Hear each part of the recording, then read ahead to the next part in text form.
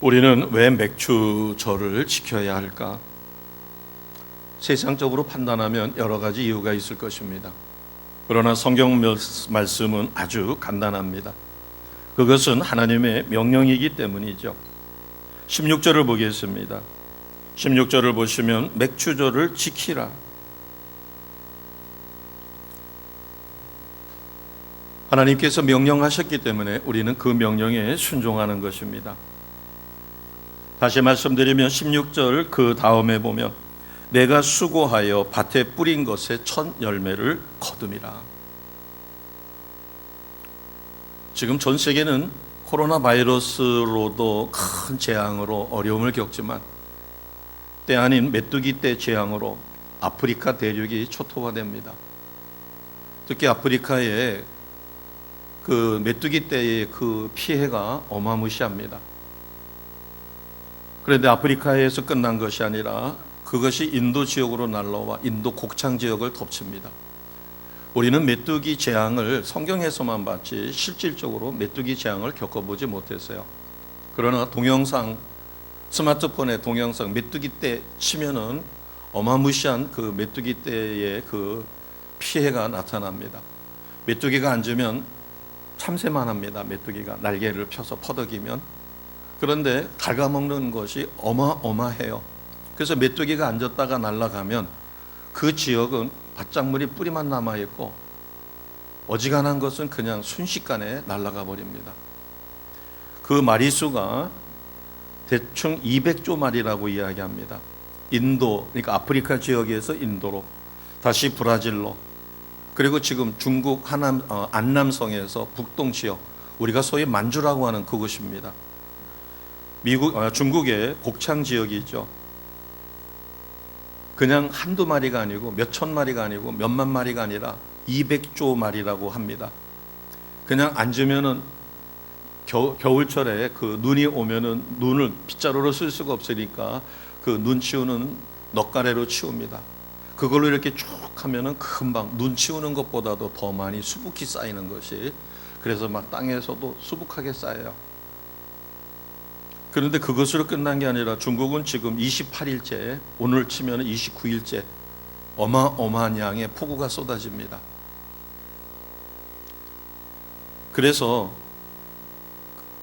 그 중국에서 전 세계에서 제일 큰 댐이라고 하는 샨샤댐이 붕괴될 가능성이 높다고 해서 지금 전 세계는 초미의 관심입니다.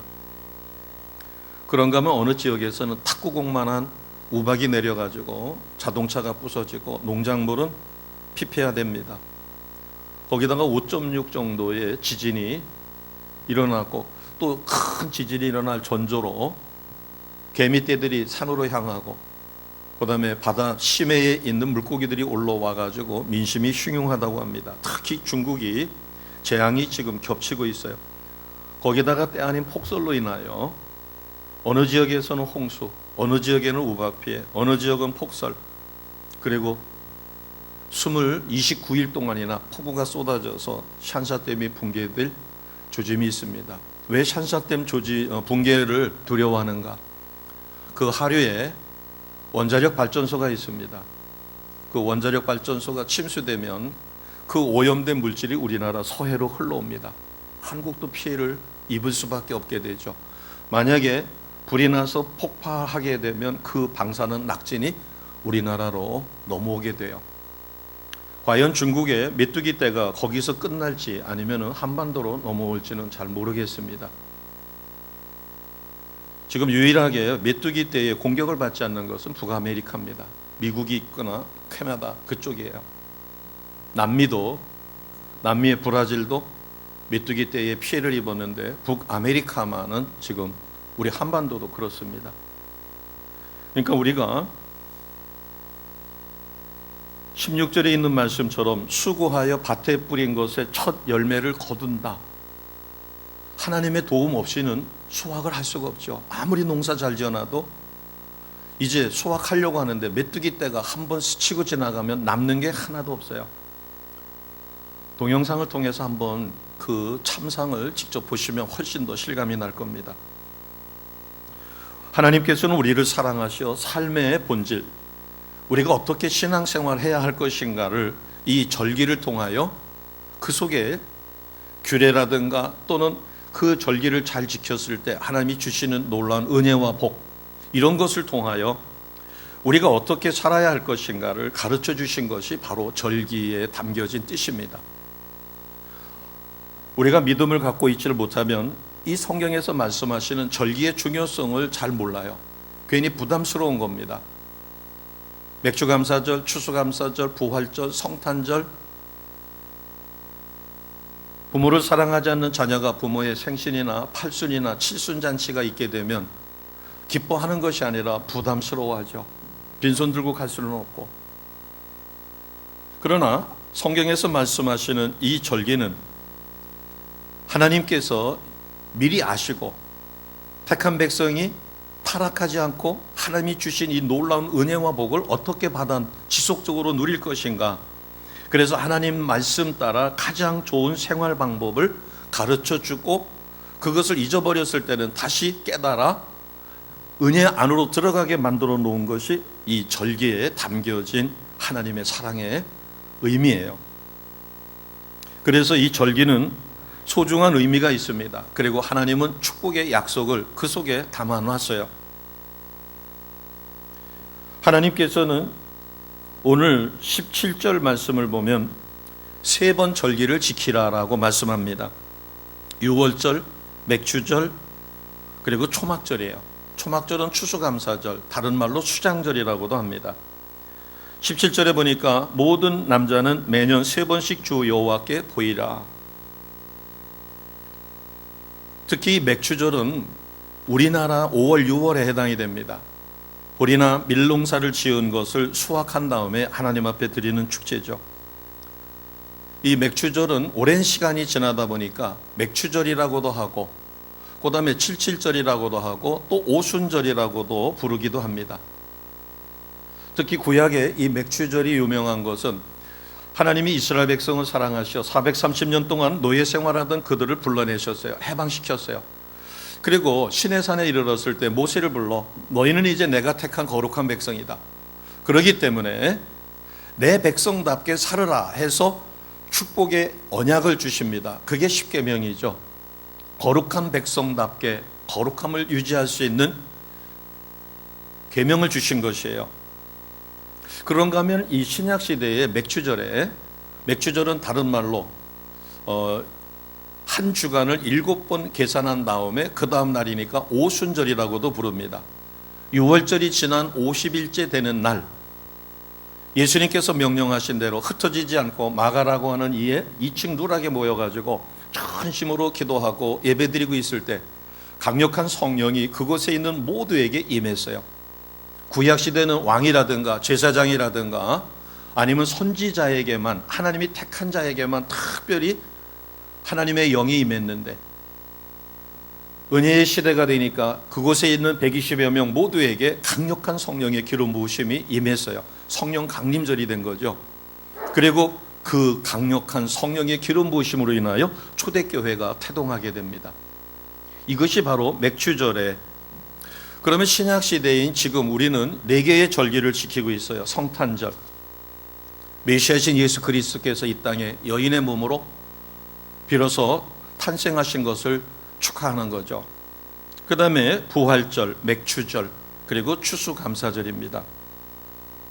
우리가 오늘 지키고 있는 이 맥주절은 구약의 3대 절기 속에, 그리고 신약의 4대 절기 속에 있는 아주 중요한 부분이에요. 30-40년 전만 해도 보리농사 많이 졌습니다. 밀농사 많이 졌어요.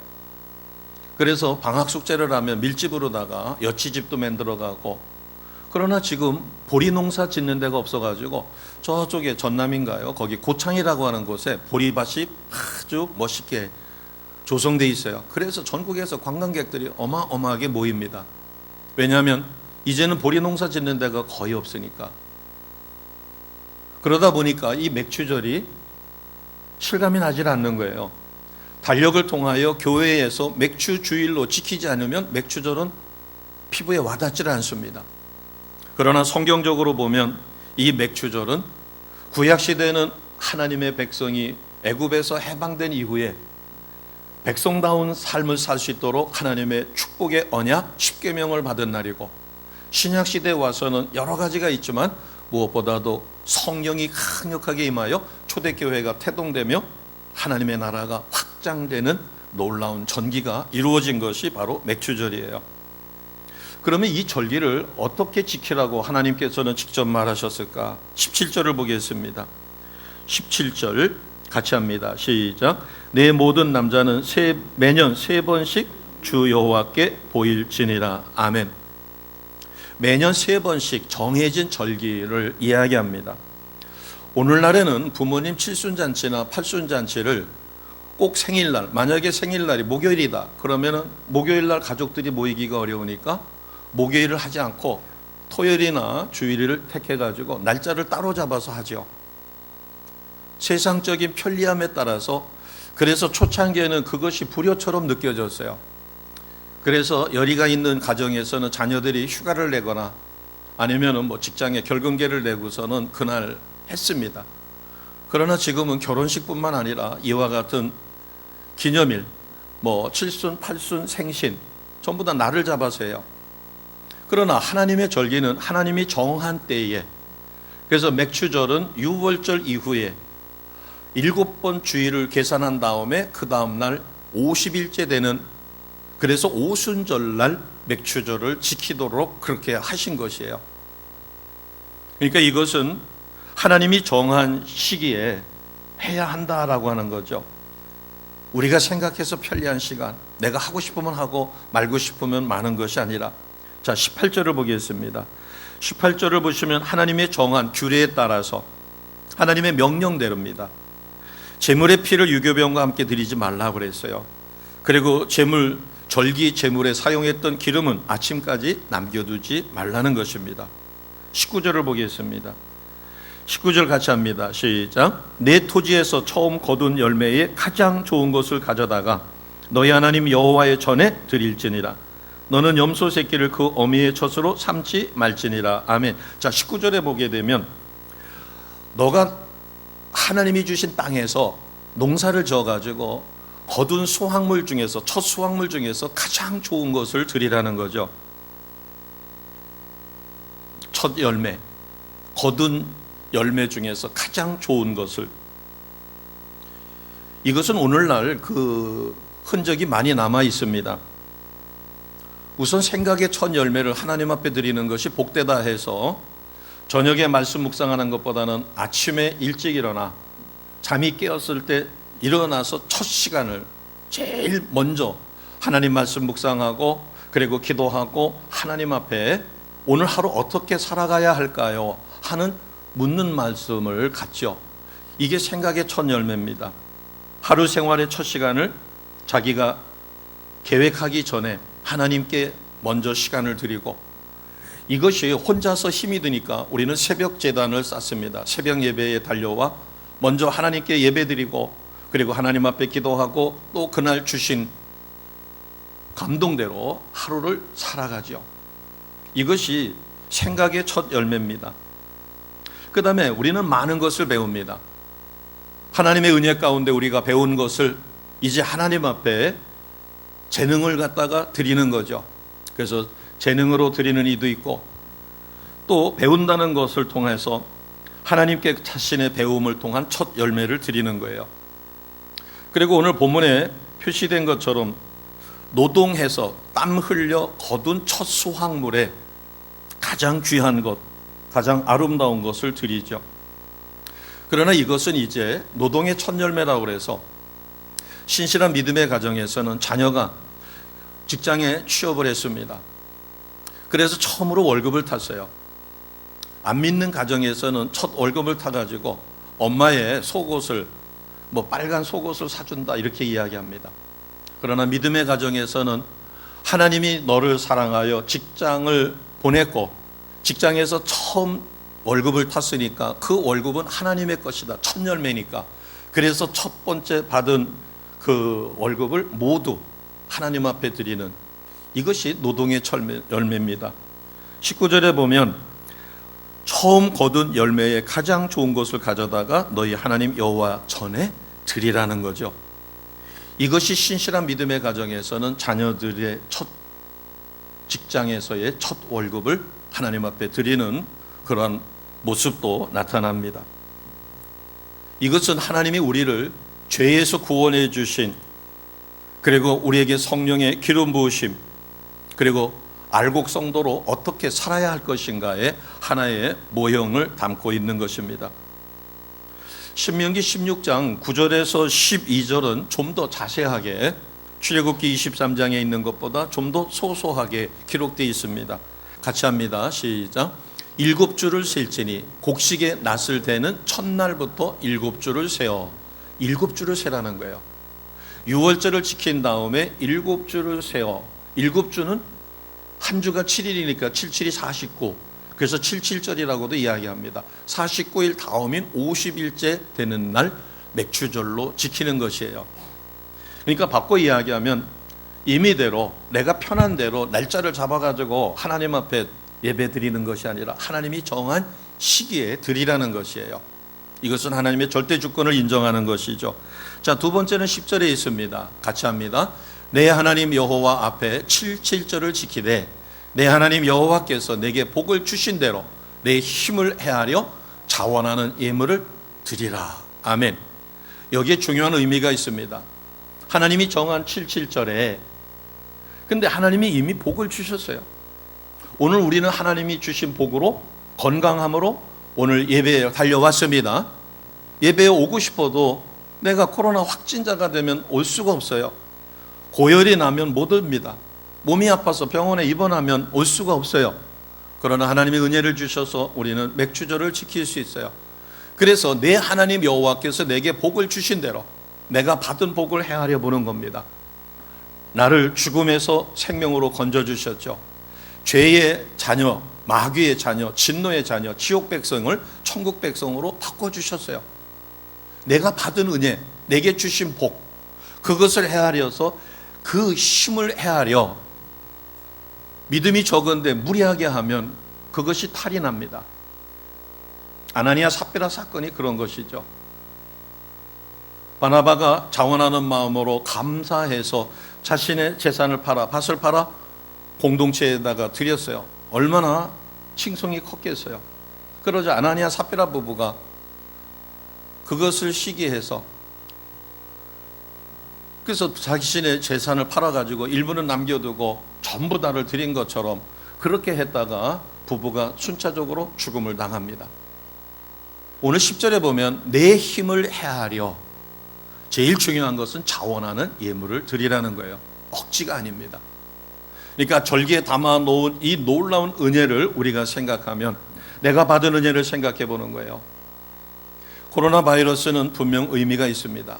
제가 서두에 전 세계가 지금 메뚜기 재앙, 거기다가 폭설, 그리고 폭우, 29일 동안이나 계속해서 비가 오므로 중국은 지금 홍수 피해로 어마무시합니다. 혹시 장자계를 갔다 오신 분은 그 장자계 아름다운 계곡이 전부 다 홍수에 실려가가지고 폐허가 됐다고 합니다. 저는 장자계를 가보지 못해서 동영상만 봤습니다.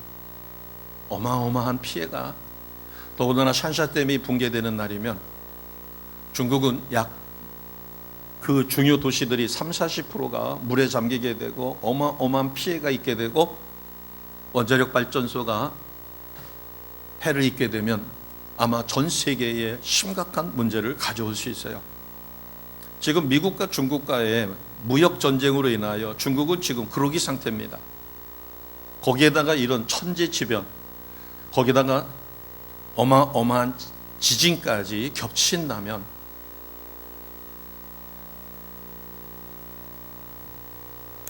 자, 11절을 보겠습니다. 11절 같이 갑니다. 시작.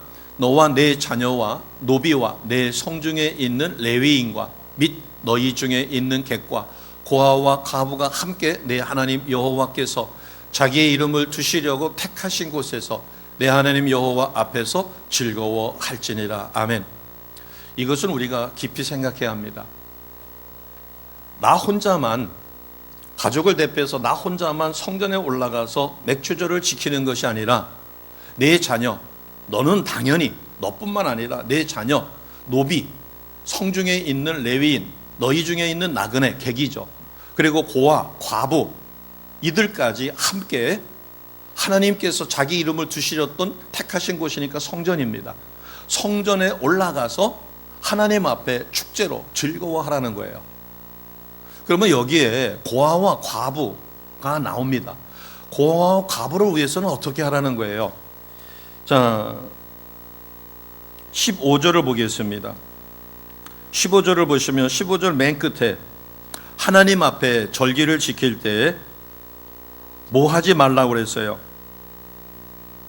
애굽에서 나왔습니다. 뭐 하지 말라고요? 빈손으로 내 앞에 나오지 말라. 어마어마한 것을 가져오라는 것이 아니라, 그래서 고아, 가난한 사람이죠. 과부, 너무 어렵습니다. 그러니까 그들은 집비둘기도 구하기가 어려워요. 힘 있는 사람은 양을 가져갑니다. 그러나 그것조차도 되지 않으면 집비둘기, 그런데 집비둘기 살 돈조차도 없어요. 그러면 산에 가서 비둘기를 잡는 겁니다. 그것도 마땅치 않는다면, 그래서 11절에 보니까 세 번째 줄에 고아와 과부가 함께, 너와 함께 하나님 앞에 가서, 성전에 가서 이 절기를 기쁨으로 드리게 하라는 거예요. 바꿔 이야기하면 구제하라는 거죠. 빈손으로 하나님 전에 올라가지 못하도록 네가 예물을 준비해 주라는 겁니다. 그리고 그가 먹을 것을 주라는 거예요. 그렇게 절기를 함께 드리라는 거예요. 그러면 나그네, 두 번째 줄에 오른쪽에 있는 객이라고 하는데, 객은 너희도 애굽에서 나그네 생활을 430년을 했어요. 그리고 노예 생활도 했어요. 그 어려웠던 때를 생각해서 너희의 주변에 자녀, 노비, 그리고 성중에 있는 레위인뿐만 아니라 이방인들이 나그네로 와 있었을 때는 그들도 예물을 준비해서 하나님 앞에 올라가 너희와 함께 제사를 드릴 수 있도록, 절기를 지키도록, 그런데 그 절기는 축제로 즐거워할 수 있도록. 그래서 내가 너무너무 어려운데 나보다 여유 있는 사람이 예물도 준비해주고 나에게 구제를 해서 내가 먹고 쓸 수 있게끔 만들어준 다음에 함께 성전에 올라가면 얼마나 기뻐할 수 있겠어요.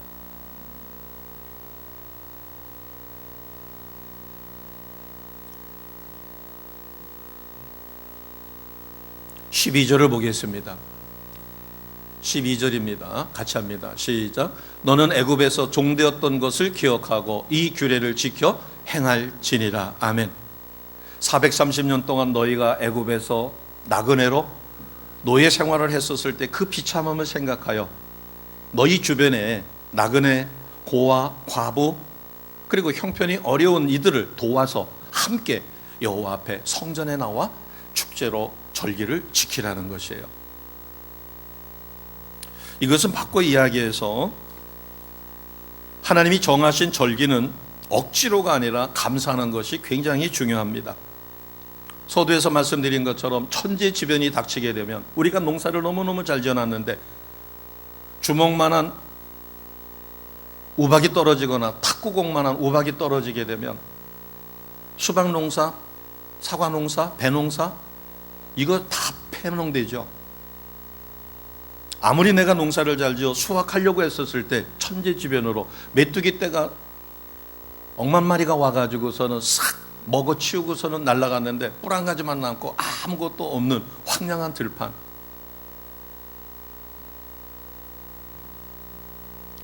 그래서 나에게 수확할 수 있는 첫 수확물을 거둘 수 있는 은혜 주신 것, 모두가 두려워서 떨고 있었을 때 이렇게 달려와 예배 드릴 수 있도록 나의 건강을 지켜주신 것, 우리가 어쩔 수 없이 생업의 현실에 여기저기 돌아다니지만 하나님이 나를 지켜주셔서 코로나 바이러스에 감염되지 않게 하신 것도 참으로 하나님의 큰 은혜입니다. 우리 주변에는 오늘 예배를 드리고 싶어도 교회가 폐쇄돼서 2주 동안 격리해야 되기 때문에 예배를 못 드리는 안타까운 교회들이 있어요. 그래서 하나님이 정하신 이 절기에 놀라운 은혜를 담아놨기 때문에 첫째로 제일 중요한 것은 진심으로 감사하는 것이에요. 나에게 주신 것. 우리가 코로나 바이러스로 예배를 온전히 드리지 못합니다. 그러다 보니까 새벽 예배가 얼마나 소중하고 매일 저녁에 달려와서 부담 없이 기도하던 것이 정말 너무너무 아름다운 거예요. 이스라엘 백성이 하나님 앞에 죄를 짓고 바벨론 포로로 끌려가 바벨론 강가에서 하나님을 향하여 울면서 기도합니다. 비둘기가 날이 굳으면 구구구구 구구구구 구구구구 이렇게 울어요. 그런데 그 소리를 들어보면 자기가 슬픈 감정이 있었을 때 비둘기들이 날이 굳어져 가지고 날아가지도 못하고 옹기종기 모여 가지고 구구구구구 구구구구구 이러면은 그 소리가 가슴을 찢는 것 같아요. 이스라엘 백성이 포로로 끌려간 다음에 바벨론 강가에서, 그것도 이제 저녁 시간에만 유일한 자유 시간이니까 그 강가에 모여 가지고 자기 조국을 향해서 하나님 앞에 눈물로 기도하는 거예요. 하나님, 우리가 예배 드리고 제사 드리고 하나님 전에 나가는 것이 그때 당시에는 귀찮고 힘들고, 그런데 포로 생활을 하다 보니까 이곳에 끌려와서 예배다운 예배를 드리지 못하니까 그때가 얼마나 행복했으며 하나님의 은혜가 차고 넘쳤는지 이제서야 깨닫습니다. 진심으로 회개하며 하나님 앞에 울부짖을 때 그 소리가 비둘기가 슬퍼가지고 구구구구구구구 우는 것처럼 들려가지고 그렇게 기록이 돼 있죠. 우리는 이 시대를 원망할 것이 아니라 이 시대가 왜 이렇게 어려운 시대가 되었는가를 생각해 보면 우리는 그곳에서 분명 하나님의 놀라운 은혜를 깨달을 것이 있습니다. 전 세계의 아프리카 지역도, 인도도, 중국도, 브라질은 세계 곡창입니다. 메뚜기 떼 재앙, 폭우가 쏟아져 가지고 댐이 붕괴될 위험, 그리고 세계적으로 유명했던 관광지가 29일 동안이나 쏟아지는 비로 인해 가지고 완전 폐허로 변해버리는 그와 같은 천지지변 앞에 그래도 우리는 예배드릴 수 있는 택한 백성으로 오늘 맥추절을 지킬 수 있다는 이 은혜를 깊이 생각해 볼 때 우리는 정말로 하나님 앞에 감사할 것이 너무나 많습니다. 나만 절기를 지키는 게 아니라 하나님이 놀랍게 축복하셨어요. 내가 끼니 걱정까지 하던 사람이 하나님이 은혜를 주셔가지고 회사가 차리게 됐고, 그러다 보니까 종업원들이 많습니다. 그런데 사장인 나는 주일날 와서 예배를 드리는데 그 직원들은 예배를 못 드리고 출근해가지고 일하도록 만들어버린다면 이 하나님께서 원하시는 것에 어긋나죠. 그래서 아까 신명기에는 분명히 그렇게 이야기했습니다. 너뿐만 아니라 네 자녀뿐만 아니라 노비, 하인들, 그리고 나그네, 더군다나 고아, 과부까지 그들을 도와서 그들이 예물을 준비하고 정말 기쁜 마음으로 축제에 참여할 수 있도록 절기를 그렇게 지키게 만들어라는 겁니다. 내가 너를 축복해서 네가 큰 회사를 차렸고 사장이 됐고 음식점을 차려가지고 하루에 매출이 1,000만 원, 2,000만 원, 3,000만 원이 넘게 만들어 주었는데 종업원들은 일하게 만들어 놓고 너만 거룩하게 주의를 지키는 것을 내가 기뻐하겠느냐는 겁니다.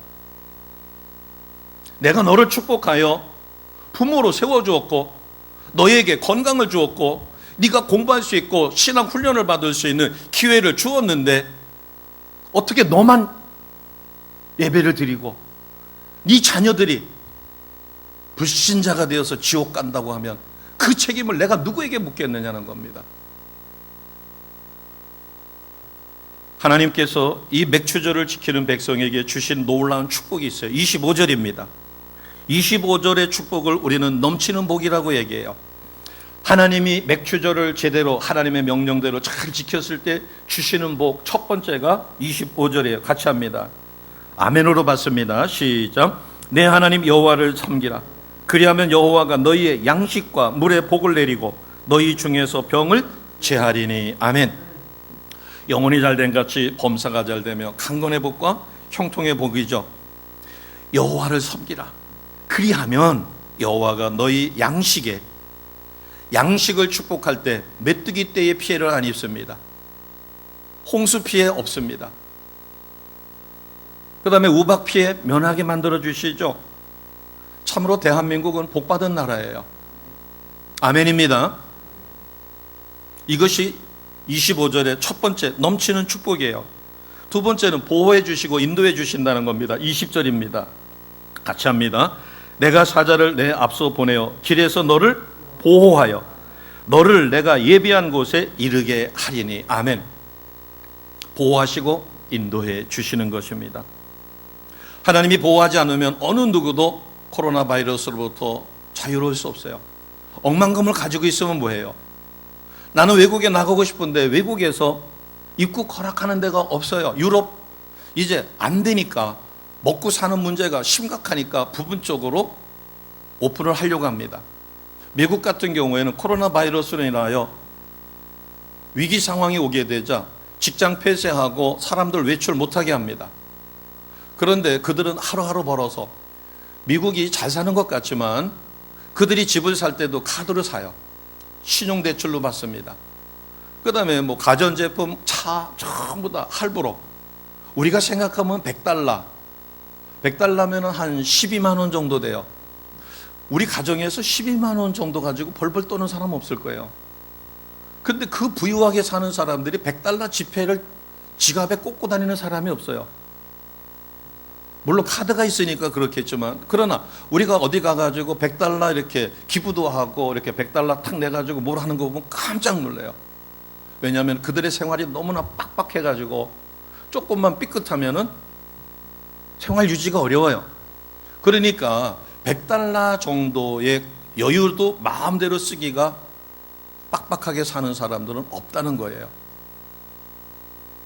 하나님께서 보호하고 인도해 주시지 않으면, 그러다 보니까는 매일매일 벌어서 살던 사람들이 뭐라고 얘기하는가 하면, 코로나 걸려가지고 죽나, 일자리가 없어가지고 수입이 없어가지고 굶어 죽나, 차라리 굶어 죽을 바에야 뭐 하는 게 낫다는 거예요. 일자리를 달라는 거예요. 내가 코로나 걸려도 좋으니까 일자리를 달라는 거예요. 마트 폐쇄시키지 말라는 거예요. 내가 목숨 걸고 나가서 일하겠다는 거예요. 코로나 걸려서 죽나, 굶어 죽나, 수입이 없어가지고서는 굶어 죽나. 지금 우리나라도 재난지원금 주셨죠? 줬죠?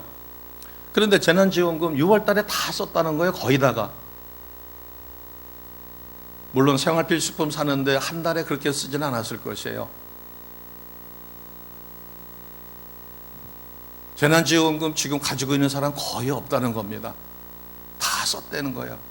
그러면 또 줘야 되죠. 그러면 그 재원은 뭘로다가 만들어요? 자, 20절에 사자를 내 앞에 보내어 길에서 너를 보호하고 내가 예배한 그곳에 이르도록 보호하시며 인도해 주시겠다는 겁니다.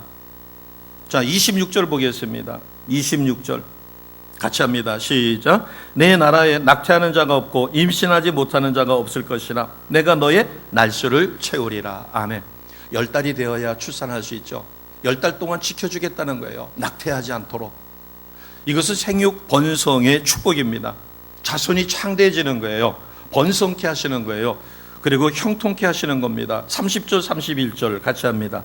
31절 31절이에요. 시작.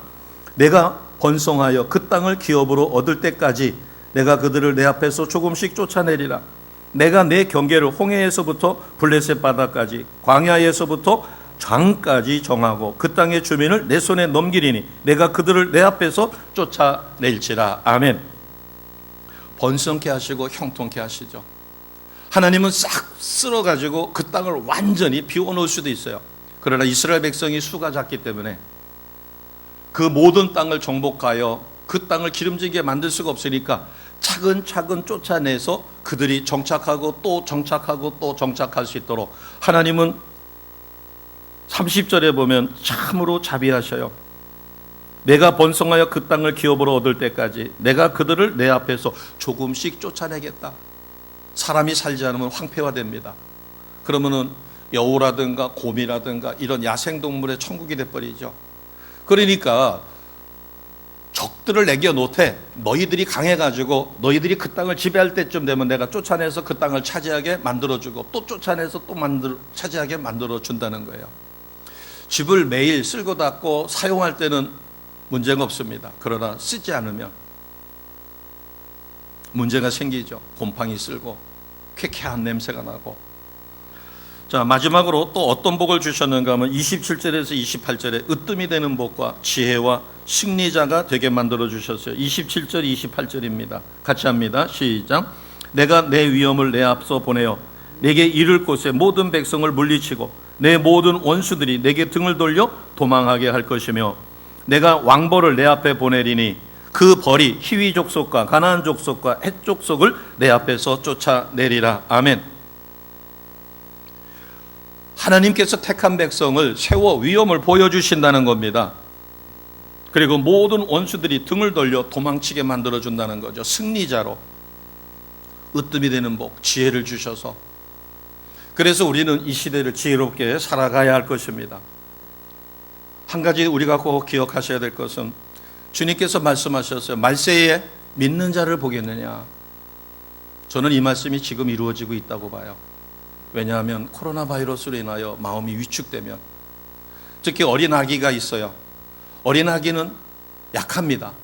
그러니까 부모가 예배를 나오고 싶어도 또 자기 차가 있어가지고 왔다가 가면 되겠는데 대중교통 수단을 이용해야 되니까 대중교통 수단은 거리 지키기도 힘들어요. 버스가 2m씩 1m씩 거리 간격 두고서는 타나요? 10,000원인 버스 타게 되면, 그러다 보니까 오고 싶어도 못 와요.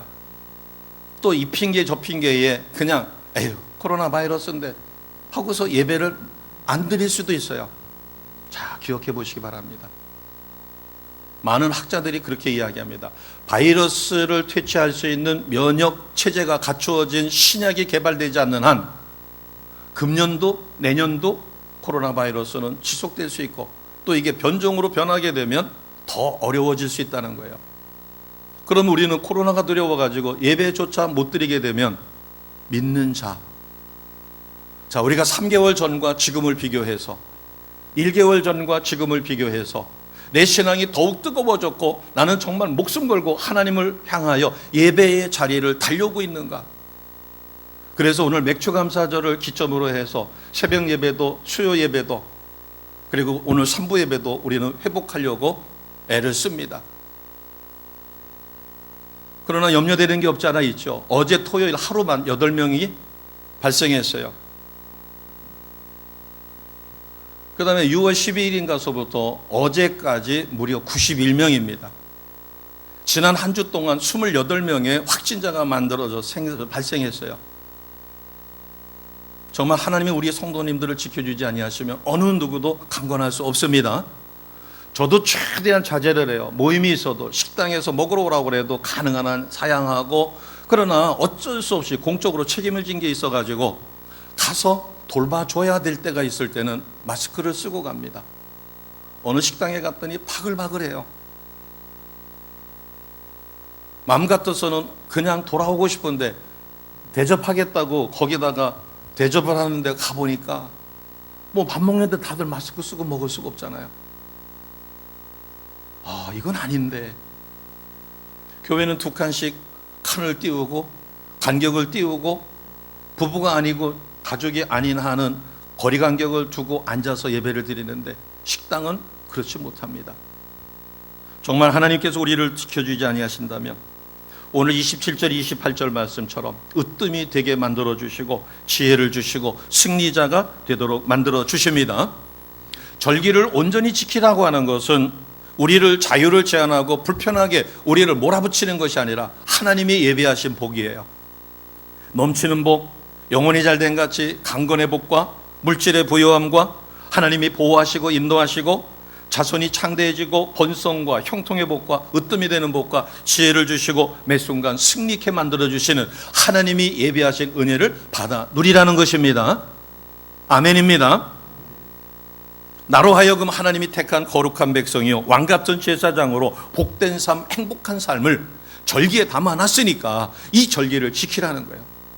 네가 지난 1년 동안 생활하다가 잊어버렸다면 다시 깨닫고 하나님이 나에게 얼마나 큰 은혜를 주셨고 하나님의 도움이 없이는 나는 한순간도 생존할 수 없는 것을 깨달아 하나님 앞에 온전함으로 나간다면 이것은 놀라운 축복입니다.